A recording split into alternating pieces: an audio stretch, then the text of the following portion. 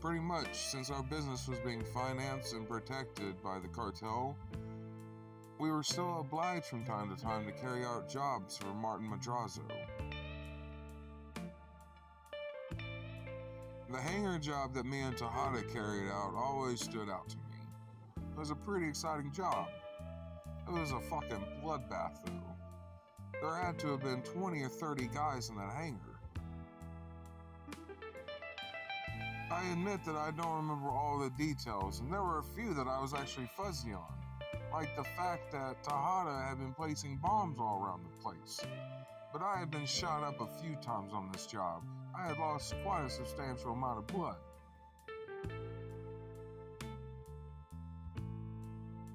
Now, I don't know who these guys worked for. I didn't know then, I don't know now.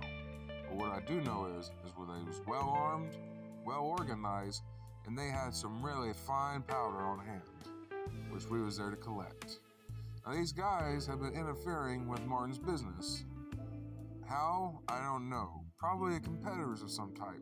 But Martin pointed the finger, he wanted them gone. And he said we could have what they have on hand. It's a good deal. And he paid us a little bit, so it wasn't a bad deal at all.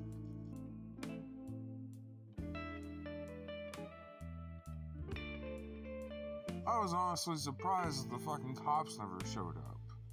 I mean, we were shooting, had to have been shooting, for 10 minutes.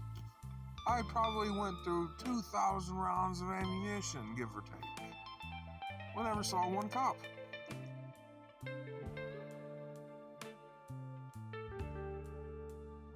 Being that we had limited information on this job, we didn't want to take any chances. And that was at the airport, which were probably security cameras. We made sure we were masked and gloved up pretty well, which is a good assumption. I wouldn't put it past these guys to run some fingerprints, some of that crazy NCIS shit. I knew we were coming to the end of this firefight when these explosions started going off and fucking vehicles started going up in flames. And that's when I heard it, the fucking plane getting away. Tejada screamed at me that they can't get away, so I bookied to the fucking chopper with him. He was already taken off by the time I got in. Now, the guy couldn't figure out how to work the missiles, so I had to light the dude up with the machine gun they had sitting in the back of the chopper. Thankfully, I'm not such a bad aim, and the dude's engine started smoking and catching flames. But this guy just would not go down. And Tejada finally figured out how to use the missile launching system. We were able to take that bitch out before he left the city. Afterwards, I had to go to Giovanni's. Not only does the man make amazing Italian food, but he also is a street doctor. Good for guys who need to get stitched up and bullets removed but don't want to go to the hospital because of the cops. Afterwards, Tejada came and picked me up. We went and picked up some weapons and we got out of there. We had business to take care of. A whole new line of customers for a whole new line of chop that we had making in our new lab. We dealt with people from all around the city. Ballers, vagos, bikers, independents who were clear-headed enough to see that these faction lines should not get in the way of profits.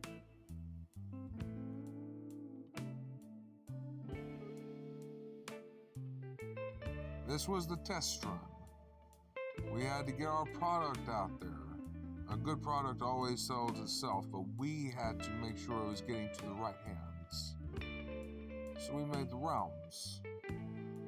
Tejada had been making contacts throughout the city. I had been meeting people. You know, a little word here, a little word there. I'm looking for this, you looking for that. We just made appointments.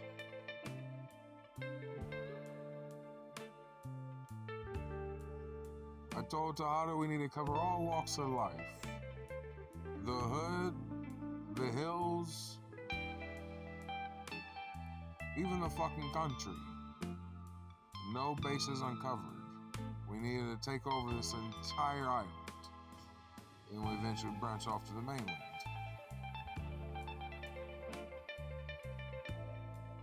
Now this was the bread and butter of our business. Most days, me and Tejada will even catch up with each other for this type of work. He had his people he would go see, and I had mine. Now, unless things got out of hand, or we had a troublemaker, or someone trying to skim us, we usually take care of our own people. This was the easy work.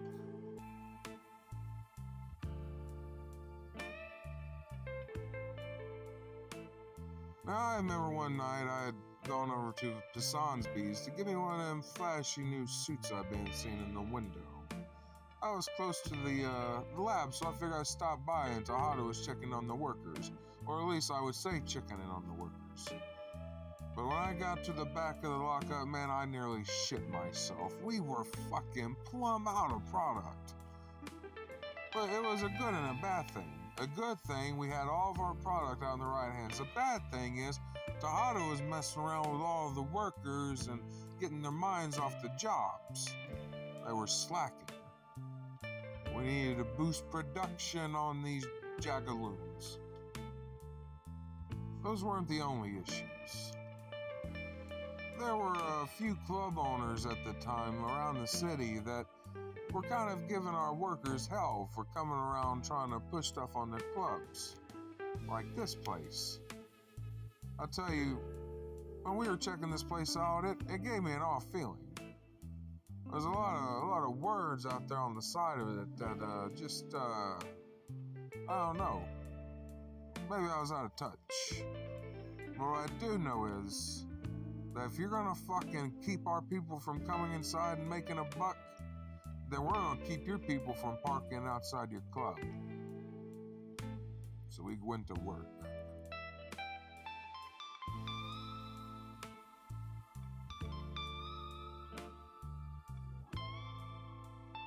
Now I remember there was a fine yellow sports car sitting outside that club, and it screamed Simeon to me.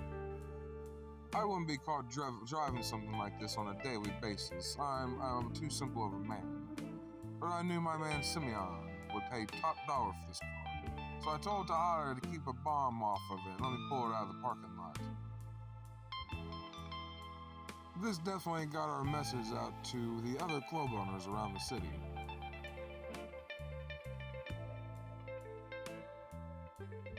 And if it wasn't club owners fucking with our workers, it was other gangs. And we came across all types. Street gangs, MCs. But from time to time, we'd come across this white-collar, heavily armed, probably supplied by some 1% asshole cocaine gang. We took no mercy on them. Now, I assumed guys like these had the cops paid off, because it seems like every time we started dropping them left and right, a Perry never showed up, which we were fine with that.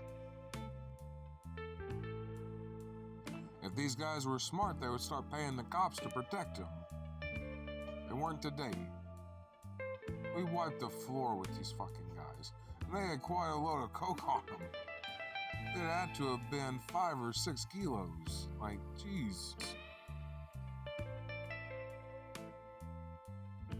The final issue that we would deal with is our own workers. There's an old saying, a shooting star will burn hot and bright, but is doomed to burn out. Keep control of yourself. Don't be a shooting star, because you don't want to be the guy in the trunk of a car burning out. This man felt that he could take our product, sell it, make money off of it, then turn his back and go to someone else. We didn't appreciate that. So we got our money back another way. Tomato, tomato. A coffin's a coffin. Road to the Oath is brought to you by Smokehouse Productions and Zen Studios.